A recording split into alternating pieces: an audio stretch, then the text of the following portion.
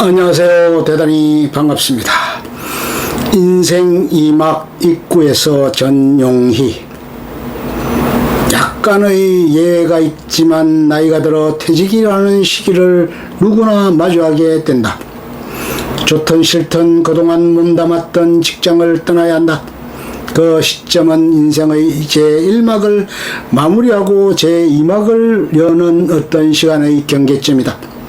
제1막을 잘 마무리하고 제2막을 열 준비를 해야 할 중요한 지점이다. 그 후에는 소위 인생 제2막을 살아야 한다. 펼쳐질 2막의 인생을 어떻게 꾸며나갈지 생각해보는 시기이다.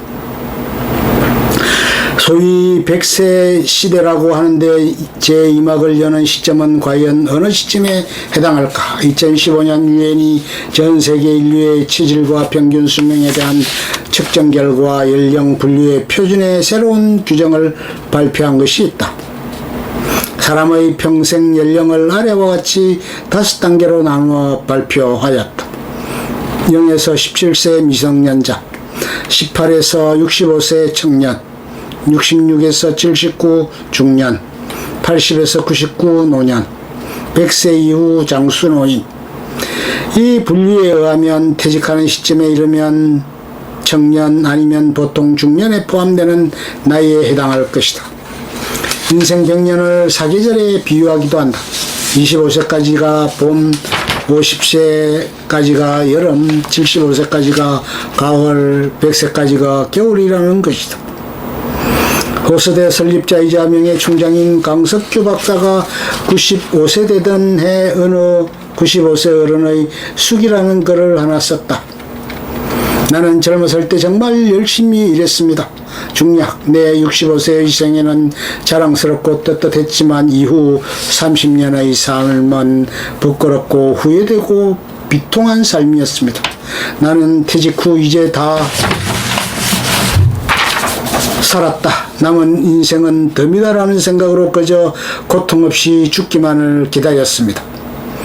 덧없고 희망이 없는 삶, 그런 삶을 무려 30년이나 살았습니다. 그가 은퇴 후 95세가 되던 해까지 허송했던 30년에 대한 후회를 털어놓은 것이다. 만일 퇴직했을 때 30년을 더 살 수 있다고 생각했다면 그렇게 살지 않았을 것이라는 회한의 이야기로 보인다. 그래서 95세에 의학 공부를 시작하려 한다. 105세 생일날 후회하지 않기 위해라고도 하였다. 그러나 그는 향년 103세의 나이로 별세하였다. 100세를 넘기고도 활발한 모습을 보여주는 김형석 교수도 100년을 살아보니 강연에서 자기 인생의 전성기가 60세에서 75세였다고 한 바 있다. 후회 없는 인생의 전성기를 보내기 위해 100세 시대인 인생 전략이 필요하다. 하루 24시간 중에 수면 및 식사와 같은 기본 13시간을 제하고 나면 최대 11시간의 여가가 있다. 65세에 퇴직한다고 가정하여 85세가 될 때까지 20년으로 계산하면 약 8만 시간의 계산이 나온다. 말콤 글래드웰이 쓴 아웃라이더에는 1만 시간의 법칙이 있다. 어떤 분야의 전문가가 되려면 1만 시간의 훈련이 필요하다는 법칙이다. 그러면 이론상으로는 그 8만 시간은 1만 시간의 8배가 되는 셈이다. 8개 분야의 전문가가 될 수 있는 엄청난 시간이다. 주 52시간으로 환산하면 무려 30년의 근무기간에 해당하는 앞날의 여가가 남아있다니 놀랍기만 하다. 이렇게 엄청나게 많은 남아있는 시간 동안 무엇을 하며 보낼 것인가가 중요해진다. 버킷리스트라도 만들어야 할 것 같다. 아래와 비슷하게 버킷리스트를 만들어보면 좋을 것이다.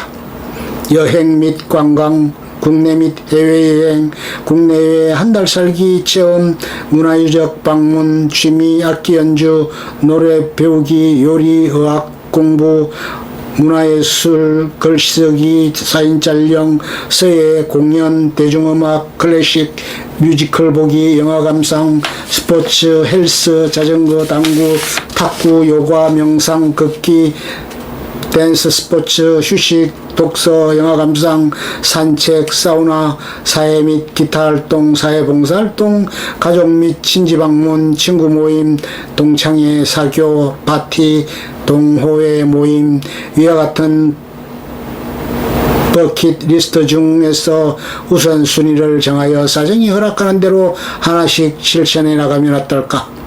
연령과 체력에 따라서 먼저 할 것과 나중에 할 것들을 잘 정리하여 계획적으로 실천해야 할 것이다. 인생 이막 입구에서 메멘토 모리라는 말을 한 번쯤 생각해 봐도 될 나이라 생각한다. 독일의 철학자 하이데크는 인간을 죽음으로 향하는 존재라고도 했다. 인간에게 그 누구도 피할 수 없는 것이 죽음이다.